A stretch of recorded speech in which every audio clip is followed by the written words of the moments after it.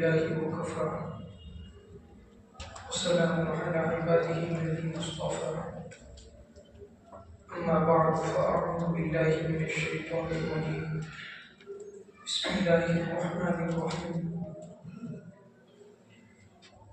يا أيها الذين آمنوا إن تطيعوا الذين كفروا يردوكم على أعقابكم فتنقلبوا خاسرين بل الله مولاكم وهو خير الناصرين سنلقي في قلوب الذين كفروا الرعب بما أشركوا بالله ما لم ينزل به سلطانا ومأواهم النار وبئس مثوى الظالمين صدق اللہ العظیم۔ محترم بزرگوں اور دوستوں، سورہ آل عمران کی تفسیر کا سلسلہ جاری ہے۔ گزشتہ ہفتے اور اس سے پہلے بھی غزوہ احد کے متعلق باتیں بیان ہو رہی ہیں۔ ابھی جو آیات تلاوت کی گئی ان میں بھی غزوہ احد ہی کے بارے میں کچھ باتیں بیان کی گئی ہیں۔ جب احد کی لڑائی ختم ہوئی تو کفار کے 37 آدمی مارے گئے تھے، 37 لوگ مارے گئے تھے، اور مسلمانوں میں سے 70 صحابہ کرام شہید ہوئے تھے، اور دوسرے مسلمان بھی زخمی تھے، خدا صلی اللہ علیہ وسلم بھی زخمی تھے۔ جنگ ختم ہونے کے بعد آپ صلی اللہ علیہ وسلم ایک ٹیلے پر چڑھ گئے، صحابہ کرام بھی آپ کے ارد گرد جمع ہو گئے۔ دوسری طرف کفار بھی اپنے سردار کے ساتھ یعنی ابو سفیان کے ساتھ ایک پہاڑ پر چڑھ گئے، اور پھر ابو سفیان نے پہاڑ پر چڑھ کر آواز لگائی افیکم محمد، کہ کیا تم میں محمد زندہ ہے؟ اس لیے کہ جنگ کے درمیان یہ خبر پھیلی تھی کہ نعوذ باللہ محمد صلی اللہ علیہ وسلم کا انتقال ہو چکا ہے، وہ شہید ہو چکے۔ تو ابو سفیان نے پوچھا افیکم محمد، کیا تم میں محمد زندہ ہے؟ تو آپ صلی اللہ علیہ وسلم نے کہا کہ جواب مت دو۔ تو پھر ابو سفیان نے کہا افیکم ابو بکر، کیا تم میں ابو بکر زندہ ہے؟ تو آپ صلی اللہ علیہ وسلم نے پھر سے کہا کہ اسے جواب مت دو۔ تو پھر اس نے کہا افیکم عمر، کہ کیا تم میں عمر زندہ ہے؟ آپ صلی اللہ علیہ وسلم نے یہی کہا کہ اسے جواب مت دو۔ جب جواب نہیں ملا تو ابو سفیان نے یہ سمجھا کہ تینوں مارے گئے، اور اس نے کافروں کے درمیان یہ اعلان کر دیا کہ تینوں مار دیے گئے۔ جب یہ آواز حضرت عمر رضی اللہ تعالیٰ عنہ نے سنی تو وہ برداشت نہیں کر سکے، اور انہوں نے آواز لگائی کہ تینوں کے تینوں تیری ناک زمین سے رگڑنے کے لیے ابھی تک زندہ ہے، کوئی مرا نہیں ہے، تینوں میں سے ہر ایک زندہ۔ تو پھر ابو سفیان نے آواز لگائی اوہ حبل، جے حبل کی، جیسے آج کے دور میں کافی لوگ جے لگاتے ہیں، تو حبل جو ان کا بت تھا، ابو سفیان نے اس بت کی جے کا نعرہ لگایا کہ حبل کی جے ہو۔ تو آپ صلی اللہ علیہ وسلم نے کہا کہ اسے جواب دو۔ صحابہ نے پوچھا کہ کیا جواب دے؟ آپ نے فرمایا کہ کہو اللہ اعلیٰ و اجل، کہ اللہ تعالیٰ بلند اور برتر ہے۔ تو پھر اس نے کہا لنا عزا ولا عزا لکم، عزا بھی ان کے بت کا نام ہے، کہ ہمارے پاس تو عزا ہے لیکن تمہارے پاس عزا نہیں۔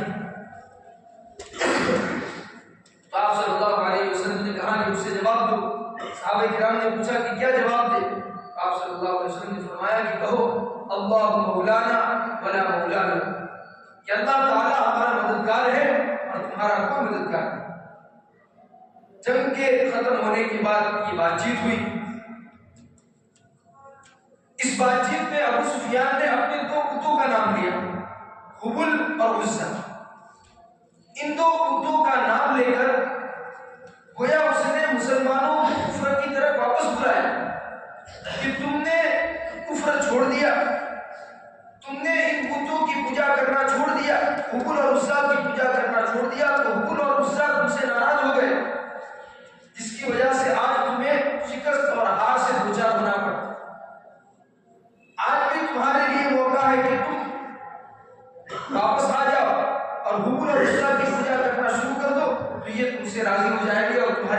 اس نے جی لگا کر گویا مسلمانوں کو کفر کی طرف واپس آنے کی دعوت دی۔ اس لیے اللہ تبارک و تعالیٰ نے اس آیت میں فرمایا یا ایھا الذین آمنوا ان تطیعوا الذین کفروا کہ اے ایمان والو اگر تم کافروں کی اطاعت کرو گے، کافروں کی بات مانو گے، یردوکم علی اعقابکم تو وہ کافر تم کو تمہاری ہڈیوں کے بل کفر کی طرف واپس لوٹا دیں گے۔ ان کی تو چاہت ہی یہی ہے کہ تم کفر میں واپس چلے جاؤ۔ فتنقلبوا خاسرین، اور اگر تم کفر کی طرف واپس چلے گئے تو سن لو تم لوٹو گے واپس نقصان اٹھانے کی حالت، یعنی نقصان تو تمہارا ہی ہوگا، اس لیے کہ تم اسلام سے پھر گئے کفر کی طرف چلے گئے۔ وَلِلَّهُ مَوْلَاكُمْ، اور ابو سفیان جو کہہ رہا ہے کہ لنا عزا ولا عزا لکم، کہ ہماری مدد کرنے کے لیے تو عزا ہے لیکن عزا تمہاری مدد نہیں کرے گا، اس لیے کہ تم نے عزا کی پوجا چھوڑ دی، تو اسے کہہ دو کہ عزا مدد نہیں کر سکتا، بلکہ اللہ مولاکم، اللہ تعالیٰ انسان تمہاری مدد کرنے والا ہے، اس کے علاوہ کوئی مدد نہیں کر سکتا، لہٰذا تم اس اللہ کی پوجا کرو، اس اللہ کی مدد کرو، وَهُوَ خَيْرُ النَّاصِرِينَ، اور وہ بہترین مدد کرنے والا ہے۔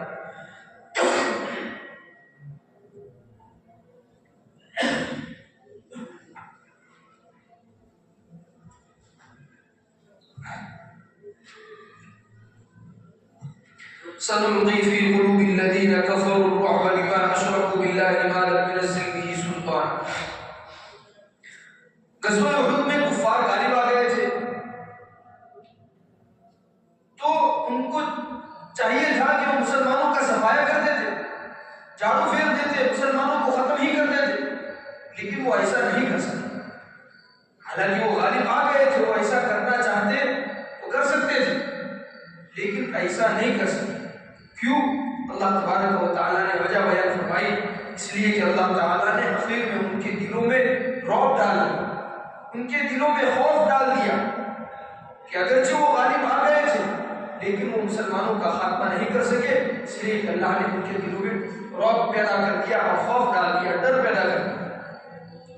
اور جب وہ جنگ ختم ہونے کے بعد مکہ کی طرف واپس لوٹے تو راستے میں پہنچ کر ان کو خیال کیا ہے کہ ہم نے تو بیوقوفی کا کام کیا، جب ہم مسلمانوں پر غالب آ ہی گئے تھے تو ان کو ختم ہی کر دیتے۔ واپس لوٹنے کا بھی ارادہ کیا لیکن اللہ تعالیٰ نے ان کے دلوں میں رعب اور خوف اور ڈر ڈال دیا تو وہ واپس نہیں لوٹ سکے۔ لیکن کسی راہ چلتے مسافر کے ساتھ انہوں نے یہ خبر بھیج دی کہ وہ واپس لڑنے کے لیے آ رہے ہیں۔ جب یہ خبر آپ صلی اللہ علیہ وسلم کو پہنچی تو آپ صلی اللہ علیہ وسلم نے صحابہ کرام کو لے کر اس کا پیچھا کیا حنا و اسد تک، لیکن چونکہ وہ خبر جھوٹی تھی، وہ تو بھاگ چکے تھے، آپ صلی اللہ علیہ وسلم نے وہاں سے واپس لوٹے۔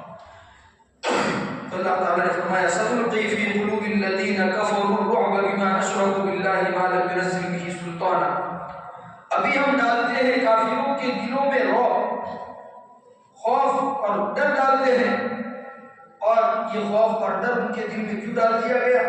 بما اشرکوا باللہ ما لم ينزل به سلطانا، ان کے اللہ کے ساتھ ایسے معبودوں کو شریک کرنے کی وجہ سے کہ جن کے معبود ہونے پر اللہ نے کوئی دلیل نہیں اتاری، وہ اللہ کے ساتھ عزا کو شریک ٹھہراتے ہیں، اللہ کے ساتھ حبل کو شریک ٹھہراتے ہیں، حالانکہ حبل کے اللہ کے بھاگیدار ہونے پر یا عزا کے اللہ کے پارٹنر ہونے پر اللہ تعالیٰ نے کوئی دلیل نہیں بیان کی، کوئی دلیل کسی آسمانی کتاب میں نہیں اتاری، تو انہوں نے بغیر دلیل کے ان بتوں کو اللہ کا شریک ٹھہرا دیا۔ اس جرم کی وجہ سے اگرچہ وہ غالب آ چکے تھے لیکن وہ مسلمانوں کو ملیامت نہیں کر سکے، اللہ تعالیٰ نے ان کے دلوں میں رعب اور خوف اور ڈر ڈال دیا۔ وَمَأْوَاهُمُ النَّارُ، اور ان کا آخری انجام جہنم ہے، وَبِئْسَ مَثْوَى الظَّالِمِينَ، اور بہت ہی برا ظالموں کا ٹھکانہ ہے۔ وَلَقَدْ صَدَقَكُمُ اللَّهُ وَعْدَهُ إِذْ تَحُسُّونَهُم بِإِذْنِهِ، آخر میں جنگ احد کے اخیر میں اللہ تعالیٰ نے کافروں کے دلوں میں ڈر پیدا کر دیا۔ اسی طرح جنگ احد کے شروع میں بھی اللہ تعالیٰ نے ان کے دلوں میں رعب، دبدبا اور ڈر پیدا کر دیا تھا، اور اسی لیے جب جنگ شروع ہوئی تو پہلے انفرادی جنگ شروع ہوئی، الگ الگ ان کی طرف سے ایک آدمی آتا تھا، مسلمانوں کی طرف سے ایک آدمی آتا تھا، یکے بعد دیگرے مارے گئے، اور اس کے بعد بھی جب اجتماعی جنگ شروع ہوئی اور مسلمانوں کی طرف سے حضرت حمزہ، حضرت علی اور حضرت ابو دجانہ رضی اللہ تعالیٰ عنہم نے ان کے کئی آدمیوں کو ڈھیر کر دیا، مار دیا، تو ابتدا میں بھی اللہ تبارک و تعالیٰ نے ان کے دلوں میں ڈر اور خوف پیدا کر دیا تھا اور ان کے بہت سارے آدمی مارے گئے، اسی لیے تو وہ بھاگنے پر مجبور ہوئی، اور اللہ تبارک و تعالیٰ نے گویا ابتدا میں مسلمانوں کی مدد فرمائی، اور اللہ تعالیٰ نے اپنا وعدہ پورا فرمایا، اِنَّا لَنَنْصُرُ رُسُلَنَا وَالَّذِينَ آمَنُوا، کہ ہم اپنے رسولوں کی اور ایمان والوں کی مدد کریں گے۔ اللہ نے وعدہ کیا تھا اور یہ وعدہ پورا کیا، ابتدا میں اللہ تعالیٰ نے مدد کی، اور بالیقین اللہ تعالیٰ نے اپنا وعدہ سچ کر دکھلایا، مدد کا وعدہ، اِذْ تَحُسُّونَهُمْ بِإِذْنِهِ، جبکہ اے مسلمانوں تم ان کو اللہ کے حکم سے تہہ دیر کر رہے تھے، ان کو تم مار رہے تھے، اللہ کے حکم سے قتل کر رہے تھے۔ پھر سوال ہوتا ہے کہ جب ابتدا میں اللہ کی مدد آ گئی تو پھر بعد میں پاسا کیوں بدل گیا؟ مسلمانوں کو بعد میں شکست اور ہار سے دوچار کیوں ہونا پڑا؟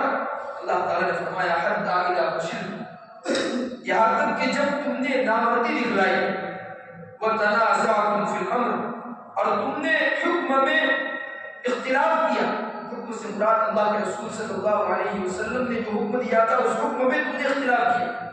رسول اللہ صلی اللہ علیہ وسلم نے 50 تیر اندازوں کو ایک خاص جگہ پر کھڑا کیا تھا کہ جنگ ختم بھی ہو جائے تب بھی تم وہاں سے مت لوٹو، اور تاکید کے ساتھ ان سے کہا تھا کہ تم وہاں سے مت اترو۔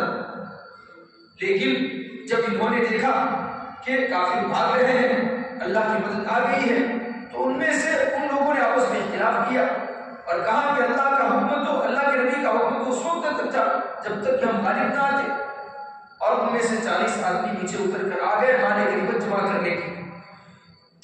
تو تم نے اللہ تبارک اللہ کے رسول صلی اللہ علیہ وسلم کے حکم میں اختلاف کیا، وتنازعتم فی الامر وعصیتم من بعد ما اراکم ما تحبون، اور تم نے نافرمانی کی بعد اس لیے کہ اللہ تعالیٰ تم کو دکھلا چکے تھے وہ چیز جس کو تم پسند کرتے ہو، یعنی غلبہ، فتح، کہ جس کو تم پسند کرتے ہو وہ فتح اللہ تعالیٰ نے تم کو دکھلا دی کہ تم غالب آ چکے تھے، تم ان پر گویا آتی فتح اور جیت پا چکے تھے، اور اس کے بعد تم نے ہمارے نبی کا حکم توڑا، اس وجہ سے بعد میں پاسا پلٹ گیا۔ اگرچہ شروع میں اللہ کی مدد آ گئی تھی لیکن بعد میں جو پاسا پلٹا اور مسلمانوں کو شکست اور ہار سے دوچار ہونا پڑا، اس کی وجہ یہی تھی وعصیتم، تم نے اللہ کے رسول صلی اللہ علیہ وسلم کے حکم کی خلاف ورزی کی۔ منکم من یرید الدنیا ومنکم من یرید الآخرہ، اور ان 40 آدمیوں نے، 40 تیر اندازوں نے اللہ کے رسول صلی اللہ علیہ وسلم کے حکم کی خلاف ورزی کیوں کی؟ اللہ تعالیٰ فرماتے ہیں کہ تم میں سے بعض وہ ہیں جو دنیا چاہتے ہیں، گویا انہوں نے دنیا جمع کرنے کے لیے، مال غنیمت جمع کرنے کے لیے اللہ کے رسول صلی اللہ علیہ وسلم کے حکم کی خلاف ورزی کی۔ حالانکہ مال غنیمت میں تو اللہ تعالیٰ نے حصے متعین کر دیے، اگر وہ نبی اترتے تب بھی ان کا جو حصہ تھا وہ ان کو ملنا ہی تھا، لیکن پھر سے نے ان کو اترنے پر مجبور کیا اور بالآخر مسلمانوں کو ہار اور شکست کا منہ دیکھنا، تو اللہ تعالیٰ نے پورا اس آیت کو ان کو متنبہ کیا، ان کو ڈانٹا، منکم من یرید الدنیا، تم میں سے بعض دنیا چاہتے ہیں، ومنکم من یرید الآخرہ، اور تم میں سے بعض ایسے ہیں جو آخرت چاہتے ہیں۔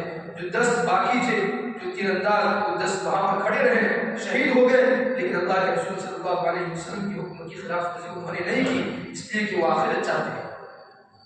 ثم صرفکم عنہم لیبتلیکم، اللہ تعالیٰ فرماتے ہیں کہ جب تم نے خلاف ورزی کی رسول اللہ صلی اللہ علیہ وسلم کی حکم کی، پھر اللہ نے تم کو ان سے پھیر دیا۔ پہلے تو تم ان کی طرف متوجہ تھے، ان کو مار رہے تھے، لیکن پھر اللہ تعالیٰ نے تم کو ان سے پھیر دیا، لیبتلیکم۔ لیکن قصور سارا 40 آدمی کا نہیں ہے، بلکہ اللہ تبارک و تعالیٰ نے یہ بات لکھ دی تھی اور اللہ تعالیٰ تم کو آزمانا چاہتے ہیں، اس لیے کہ آزمائش مصیبت کے وقت ہوتی ہے۔ اللہ تعالیٰ تم کو آزمانا چاہتے تھے کہ کون تم میں سے مخلص ہے اور کون منافق ہے، اور اس وقت پتہ چل گیا جو مخلص تھے انہوں نے بہادری دکھلائی اور جو منافق تھے ان کی زبان سے غلط باتیں بھی نکلی، جیسا کہ گزشتہ مجھے آ گیا۔ وَلَقَدْ عَفَا عَنْكُمْ، اور بالیقین اللہ تعالیٰ نے تم کو معاف کر۔ 40 آدمی نیچے اتر گئے تھے، انہوں نے اللہ کے رسول صلی اللہ علیہ وسلم کے حکم کی خلاف ورزی کی تھی، اور رسول اللہ صلی اللہ علیہ وسلم کے حکم کی خلاف ورزی یہ گناہ ہے، لیکن اللہ تعالیٰ نے ان کی معافی کا اعلان قرآن میں بتا دیا کہ اللہ تعالیٰ نے تم کو معاف کر دیا، اب ہمیں اپنے دل میں ان کے بارے میں کوئی غلط چیز لانے کی کوئی گنجائش نہیں اور کوئی حق نہیں۔ واللہ ذو فضل علی المؤمنین، اور اللہ تعالیٰ ایمان والوں پر فضل اور مہربانی کرنے والے ہیں اور ان کو معاف کریں۔ اذ تصعدون ولا تلقون على احد والرسول يدعوكم في اخراكم، اس جنگ میں مسلمانوں پر مصیبت بالائے مصیبت پہ ڈالی گئی۔ ایک مصیبت آئی کہ کفار نے ان کو دونوں طرف سے گھیر لیا، پھر دوسری مصیبت آئی کہ 70 آدمی زخمی ہو گئے، 70 آدمی مارے گئے، بہت سارے زخمی ہوئے، اور آپ صلی اللہ علیہ وسلم کی وفات کی خبر پھیلی۔ یہ الگ الگ طرح کی مصیبتیں اس جنگ میں جو پیش آئی، اس کی وجہ کیا بنی، اس کا ظاہری سبب کیا بنا؟ اللہ تعالیٰ نے اس سبب کا ذکر کیا ہے کہ تصعدون، یاد کیجیے اس وقت کو جب تم چڑھے جا رہے تھے، یعنی میدان چھوڑ کر تم بھاگے جا رہے تھے، کفار نے جب دونوں طرف سے گھیر لیا تو تم میدان چھوڑ کر بھاگے جا رہے تھے۔ ولا تلقون علی احد، اور تم کسی کی بھی طرف مڑ کر دیکھ نہیں رہے تھے، پیچھے سے تم کو آوازیں دی جا رہی تھی واپس آنے کی، لیکن تم کسی کی بھی طرف مڑ کر دیکھ نہیں رہے تھے، بھاگے جا رہے تھے۔ والرسول یدعوکم فی اخراکم، اور رسول تم کو تمہارے پیچھے سے بلا رہے تھے۔ جب صحابہ کرام کی ہمت ٹوٹی اور وہ بھاگنے، ان میں سے بعض بھاگنے لگے، بلکہ اکثر منافق ہی تھے، اللہ کے رسول صلی اللہ علیہ وسلم نے ان کو آواز بھی لگائی، ان کو پکارا بھی پیچھے سے، لیکن انہوں نے آپ صلی اللہ علیہ وسلم کی آواز نہیں سنی، اس لیے ڈر کی کیفیت تھی اور آدمی اپنی فکر اور اپنے میں ہوتا ہے، انہوں نے آواز نہیں سنی۔ اس کے بعد پھر حضرت کعب بن مالک رضی اللہ تعالیٰ عنہ نے آواز دی تو ان کی آواز انہوں نے سنی اور پھر وہ واپس آئے۔ فَأَصَابَكُمْ غَمٌّ بِغَمٍّ لِكَيْلَا، تو تم نے گویا رسول اللہ صلی اللہ علیہ وسلم کی آواز نہیں سنی اور تم چڑھے ہی جا رہے تھے، کسی کی بھی طرف مڑ کر دیکھ نہیں رہے تھے، اس وجہ سے فَأَصَابَكُمْ، عذاب یہ بدلے کے لیے آتا ہے، بس اللہ تعالیٰ نے بدلے میں تم کو غم بالائے غم سے دوچار کیا۔ جو تم پر مسلسل غم آئے اس کی وجہ یہی ہے کہ تم نے اللہ کے رسول صلی اللہ علیہ وسلم کی آواز پر تم واپس نہیں آئے۔ لِكَيْ لَا تَحْزَنُوا عَلَىٰ مَا فَاتَكُمْ وَلَا مَا أَصَابَكُمْ، لیکن یہ تو ظاہری سبب ہے، حقیقی سبب تو کیا تھا؟ اللہ تعالیٰ یہ مصیبت تم پر ڈال کر تم سے رضا بالقضاء کی مشق کروا رہے تھے۔ مسلمان کے لیے ضروری ہے کہ وہ ہر حال میں اللہ کے فیصلے کو راضی رہے، اللہ خوشحالی میں رکھے اس پر بھی راضی، اللہ مصیبت ڈالے اس حال میں بھی راضی۔ مسلمان کی کیفیت یہ ہونی چاہیے۔ تو اللہ تعالیٰ تم پر مصیبت در مصیبت ڈال کر تم کو رضا بالقضاء کی مشق کروا رہے تھے، ہر حال میں اللہ کے فیصلے پر راضی رہنے کی مشق کروا رہے تھے، اس لیے اللہ تعالیٰ تم پر مصیبت ڈال رہے تھے۔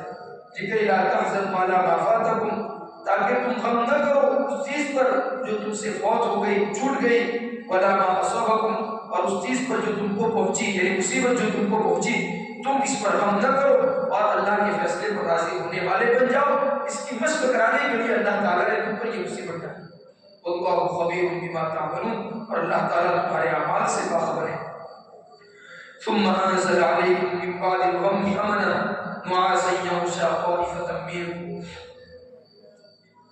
جب کفار نے دونوں طرف سے مسلمانوں کو گھیر لیا، 70 آدمی شہید ہو گئے اور مسلمان مصیبت میں پڑ گئے، اس وقت جو لوگ آپ صلی اللہ علیہ وسلم کے ارد گرد جمع ہوئے آپ صلی اللہ علیہ وسلم کی حفاظت کے لیے، جو مخلص تھے، سچے مخلص تھے، اللہ تبارک و تعالیٰ نے ان کے دلوں میں طمانینت اور سکون پیدا کر کیسے کہ اللہ تعالیٰ نے ان پر اونگ مسلط کی، ان پر نیند مسلط کر دی۔ روایت میں آتا ہے کہ حضرت ابو طلحہ کے ہاتھ سے کئی مرتبہ تلوار گر گئی، نیند کا جھونکا آنے کی وجہ سے۔ اس جنگ کی حالت میں بھی اللہ تعالیٰ نے ان پر نیند مسلط کی، اونگ مسلط کی، ان کو جھونکا آیا، اور جیسے وہ نیند سے جاگے، وہ جھونکا ختم ہوا تو ان کا سارا پچھلا غم اور مصیبت کا جو بوجھ تھا وہ ختم ہو گیا، اور نئے سرے سے ان کے دلوں میں طمانینت، سکون اور ہمت پیدا ہو گئی، اور نئے سرے سے انہوں نے جم کر مقابلہ کیا، یہاں تک کہ دشمن بھاگنے پر مجبور ہو گئے۔ ثم انزل عليكم من بعد الغم امنا، پھر اللہ تعالیٰ نے تم پر اس غم کے بعد طمانینت اتاری، سکون سکون پر اطمینان اتارا. معاصیہ و شاقائف منکم، یہ بدل مبدل میں ہے، یعنی ایسی اونگ اتاری جو تم میں سے ایک جماعت پر چھا رہی تھی. جیسے طلحہ کے بارے میں آتا ہے کہ ان کے ہاتھ سے ان کے جھوٹے کی وجہ سے کئی مرتبہ تلوار گر گئی. تو جو مخلص تھے ان کے ساتھ یہ حشر ہوا کہ چاہے مصیبت کی وجہ سے ان کے دل پر بھی بوجھ تھا، لیکن اللہ تعالیٰ نے ان کا بوجھ اس نیند اور ان کا جھوکا ڈال کر اتار کر بوجھ ہلکا کر دیا. لیکن دوسری جماعت کون سی تھی؟ وَطَائِفَةٌ قَدْ أَهْمَتْهُمْ أَنفُسُهُمْ، منافقوں کی جماعت. اور ایک جماعت وہ تھی جن کو اپنی پڑی تھی، اپنا ارادہ کر رہے تھے کہ ہمارا کیا ہوگا، کہیں ابو سفیان کا لشکر ہمیں مار تو نہیں دے گا. ان کو صرف اپنی فکر تھی، اللہ کے دین کی یا اللہ کے رسول کی ان کو کوئی فکر نہیں تھی. يَظُنُّونَ بِاللَّهِ غَيْرَ الْحَقِّ ظَنَّ الْجَاهِلِيَّةِ، وہ اللہ کے بارے میں ایسے غلط گمان کر رہے تھے کہ جو ظن جاہلیہ ہے، یعنی حماقت اور بے وقوفی والے گمان کو اللہ کے بارے میں کر رہے تھے. وہ یہ گمان کر رہے تھے کہ اللہ نے تو وعدہ کیا ہے اِنَّا لَنَنصُرُ رُسُلَنَا وَالَّذِينَ آمَنُوا، کہ وہ مدد کرے گا ایمان والوں کی اور رسول کی. تو اس کی تو مدد نہیں آئی. وہ خدا نے جھوٹ کہا، اللہ نے جھوٹ کہا، تو اللہ کے بارے میں غلط گمان کر رہے تھے. يَقُولُونَ هَلْ لَنَا مِنَ الْأَمْرِ مِنْ شَيْءٍ، اور وہ یہ کہہ رہے تھے کہ ہمارا کوئی اس معاملے میں کوئی اختیار نہیں، جو ہونا تھا وہ ہو گیا، ہمارا اس معاملے میں کوئی اختیار نہیں. اب یہ بات ایسی تھی کہ ظاہراً یہ بات صحیح ہے، لیکن وہ اس بات سے غلط مطلب مراد دے رہے تھے. اس لیے ان کو جواب دیا گیا، قل، اے نبی جی آپ کہہ دیجیے، ان الامر کلہ للہ، کہ تم جو کہتے ہو کہ ہمارا معاملے میں کوئی اختیار نہیں، تو بات صحیح ہے. اس لیے کہ ان الامر کلہ للہ، سارے کے سارے اختیار اللہ ہی کے قبضے میں ہے، اللہ ہی کو ہر چیز کا اختیار حاصل ہے، اور اسی کے کرنے سے جو کچھ ہوا ہے وہ ہوا ہے. جو 70 آدمی شہید ہوئے ہیں وہ اسی کے حکم سے ہوئے ہیں. لیکن وہ اس بات سے غلط مطلب مراد دے رہے تھے. کیا مراد دے رہے تھے؟ یخفون فی انفسہم ما لا یبدون، وہ اپنے دلوں میں چھپا رہے تھے وہ بات کہ جو وہ آپ کے سامنے ظاہر نہیں کرتے تھے. کون سی بات چھپاتے تھے؟ یقولون لو کان لنا من الامر شیء ما قتلنا هذا، وہ یہ کہہ رہے تھے کہ اگر ہمارا کچھ اختیار ہوتا تو آج ہم یہاں مارے نہ جاتے. وہ یہ کہنا چاہ رہے تھے کہ جب غزوہ احد کی تیاری میں آپ صلی اللہ علیہ وسلم نے صحابہ کرام سے مشورہ کیا کہ دشمن آ رہا ہے مقابلے کے لیے، ہم سے لڑنے کے لیے، تو کیا کیا جائے. جیسا کہ شروع میں آپ نے جان لیا، آپ نے پوچھا باہر جا کر مقابلہ کیا جائے یا مدینہ میں رہ کر مقابلہ کیا جائے. تو بعض لوگوں کی رائے یہ تھی کہ مدینہ میں رہ کر مقابلہ کیا جائے، اور اس وقت کے جو منافقین تھے ان کی رائے بھی یہی تھی کہ مدینہ میں رہ کر مقابلہ کیا جائے. لیکن بعض صحابہ کرام کے دل میں شہادت کا شوق تھا، شہادت کی تمنا تھی، انہوں نے یہ رائے دی کہ نہیں، باہر جا کر ان کا مقابلہ کیا جائے. تو جو اور اللہ کے نبی صلی اللہ علیہ وسلم نے ان کی رائے مان کر مشورہ کیا اور فیصلہ کیا، ان کی رائے پر فیصلہ کیا اور باہر جا کر مقابلہ کیا، اور یہ حالت پیش آئی کہ 70 آدمی شہید ہوئے. تو وہ یہ کہنا چاہ رہے تھے کہ اگر ہمارا کچھ اختیار ہوتا، یعنی ہماری رائے مانی جاتی، مدینہ میں رہ کر جنگ کی جاتی، تو آج ہمیں یہ مصیبت اٹھانی نہ پڑتی، ہمارے اتنے آدمی مارے نہ جاتے. وہ یہ کہنا چاہ رہے تھے. تو اللہ تعالیٰ کہتے ہیں، قل، اے نبی جی آپ کہہ دیجیے، لو کنتم فی بیوتکم، اگر تم اپنے گھروں میں بھی ہوتے، لبرز الذین کتب علیہم القتل الی مضاجعہم، تو البتہ وہ لوگ کہ جن پر قتل لکھا جا چکا وہ خود نکلتے الی مضاجعہم، اپنے قتل ہونے کی جگہ کی طرف. آج جو لوگ شہید ہوئے ہیں ان کے تقدیر میں شہید ہونا لکھا ہوا تھا. اگر وہ اپنے گھروں سے نہ بھی نکلتے، اگر وہ اس جنگ کے لیے باہر نہ بھی نکلتے، تب بھی کوئی دوسرا ایسا سبب ضرور پیش آ جاتا کہ وہ وہاں جاتے اور وہاں ہی ان کو موت آتی. اس لیے کہ اللہ کا فیصلہ ہوتا ہے، تقدیر میں جو لکھا ہوا ہوتا ہے وہ اٹل ہوتا ہے، وہ مٹنے والا نہیں ہے. لہٰذا تمہارا یہ کہنا کہ ہماری بات مانی جاتی اور مدینہ میں رہ کر مقابلہ کرتے تو ہماری موت نہ آتی، ہماری یہ بات غلط ہے. اور اس سے ہمیں یہ بھی سبق ملتا ہے کہ کسی کام کے لیے مشورہ کیا گیا، مشورے میں لوگوں کی رائے دو طرح کی آئی، بعض نے یہ رائے دی، بعض نے دوسری رائے دی. بعض لوگوں کی رائے پر عمل ہوا، اسی پر فیصلہ ہوا اور اسی کے مطابق عمل ہوا. پھر اخیر میں انجام کار کے اعتبار سے کوئی نقصان پہنچ گیا تو جن لوگوں نے الگ رائے دی تھی ان کو یہ کہنے کا کوئی حق نہیں ہے کہ ہماری رائے مانی جاتی تو آج یہ نقصان پیش نہ آئے۔ اللہ تعالیٰ نے صاحب کہہ دیا کہ اگر ان کی موت لکھی ہوئی تھی تو وہ اپنے گھروں میں بھی ہوتے تب بھی اپنے قتل کی جگہ خود بخود وہ پہنچ جاتے۔ اس لیے اللہ کی تقدیر میں جو لکھا جا چکا ہے وہ اٹل ہوتا ہے، وہ مٹنے والا نہیں۔ وَلِيَبْتَلِيَ اللَّهُ مَا فِي صُدُورِكُمْ وَلِيُمَحِّصَ مَا فِي قُلُوبِكُمْ۔ پھر سے وہی بات کہی کہ ظاہری سبب تو جو ہوا وہ ہوا، لیکن حقیقت اللہ تعالیٰ نے مسلمانوں کو مصیبت میں کیوں ڈالا؟ ان کی آزمائش کی، تاکہ اللہ تعالیٰ آزماوے ان باتوں کو جو تمہارے دلوں میں ہے، وَلِيُمَحِّصَ مَا فِي قُلُوبِكُمْ، اور مٹا دے ان وساوس کو جو تمہارے دلوں میں۔ اللہ تعالیٰ نے اس کے ذریعے آزمایا اور دلوں کی جو باتیں تھیں وہ ظاہر ہو گئی۔ جو مخلص تھے ان کے بعد ان کی زبانوں سے کوئی غلط بات نہیں نکلی، لیکن جو مخلص نہیں تھے، جو منافق تھے، انہوں نے کہہ دیا کہ ہے کوئی کہ جو بیچ میں پڑھ کر ابو سفیان سے صلح کر لے تاکہ ہماری موت نہ جائے، ہم مر نہ جائے۔ تو جو منافق تھے ان کے منہ سے ایسی بات نکلی۔ تو دلوں کی باتوں کا امتحان تھا، اس مصیبت پہ ڈالنے کے ذریعے اللہ تعالیٰ نے امتحان لیا۔ اللہ علیم بذات الصدور، اور اللہ تعالیٰ کو تو اس امتحان کی بھی ضرورت نہیں ہے، وہ تو بغیر امتحان کے بھی جاننے والا ہے، لیکن لوگوں کے سامنے معاملہ واضح کرنے کے لیے ایسا کیا ہے۔ اللہ علیم بذات الصدور، اللہ تعالیٰ تو دلوں کے بھیدوں کو جاننے والے ہیں۔ ان الذین تولوا منکم یوم التقى الجمعان۔ اب آخری آیت میں اللہ تبارک و تعالیٰ نے ان لوگوں کی معافی کا بھی اعلان کر دیا جو بھاگے تھے میدان چھوڑ کر۔ آگے معافی کا اعلان تھا ان لوگوں کی کہ جنہوں نے اللہ کے نبی صلی اللہ علیہ وسلم کا حکم کی خلاف ورزی کی تھی اور وہ اس پہاڑ پر سے اتر آئے تھے 40 دن اندر، ان کی معافی کا اعلان تھا۔ اب یہاں ان لوگوں کی معافی کا اعلان ہے کہ جب مسلمان گھیرے میں آ گئے تو وہ میدان چھوڑ کر بھاگنے لگے، اللہ تعالیٰ نے ان کی معافی کا اعلان کیا۔ بے شک وہ لوگ جو تم میں سے پیٹ پھیر کر بھاگے، تولوا مڑ گئے، یوم التقى الجمعان، دونوں جماعتوں کے آمنے سامنے ہونے کے دن، غزوہ احد میں جب دونوں جماعتیں آمنے سامنے ہوئی اور سخت لڑائی شروع ہوئی تو تم میں سے جو لوگ بھاگے، اس دن نمستزلهم الشیطان ببعض ما کسبوا، اللہ تعالیٰ نے خود تعبیر کی ان کی طرف سے کہ شیطان نے ان کو ان کے بعض گناہوں کی وجہ سے پھسلا ہے۔ وہ تو پھسلنا نہیں چاہتے تھے، لیکن شیطان نے اچانک ان کے دلوں میں ڈر پیدا کر دیا، خوف پیدا کر دیا، جس کی وجہ سے کوئی بات انہیں سمجھ میں نہیں آئی اور وہ بھاگنے لگے۔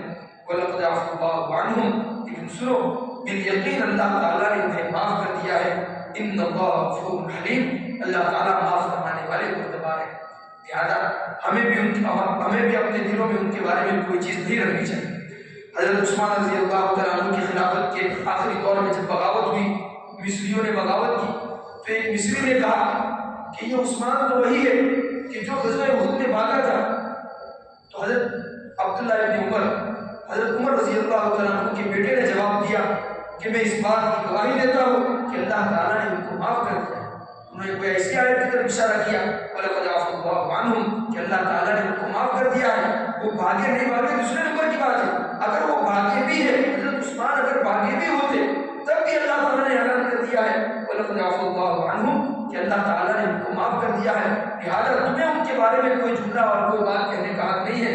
جب خدا نے ان کو معاف کر دیا تو تم کون ہوتے ہو ان کے بارے میں یہ کہنے والے کہ عثمان تو بھاگے تھے؟ لہٰذا ہمیں بھی صحابہ کرام کی کسی شخصیت کے بارے میں کوئی چیز دل میں نہیں لانی چاہیے، اور یہ واقعات اللہ تعالیٰ نے صحابہ کرام پر پیش کروائے ہیں امت کی تعلیم کے لیے کہ تمہارے ساتھ بھی اگر ایسا حال تمہارے ساتھ آ جائے، تم مصیبت میں پڑ جاؤ تو تمہیں کیا کرنا ہے، یہ سبق دینے کے لیے یہ واقعہ گویا اللہ تبارک و تعالیٰ نے ہم پر یہ پیش کروایا ہے ہماری تعلیم کی۔ اللہ تبارک و تعالیٰ تمام کو کہنے سننے سے نام کی توفیق۔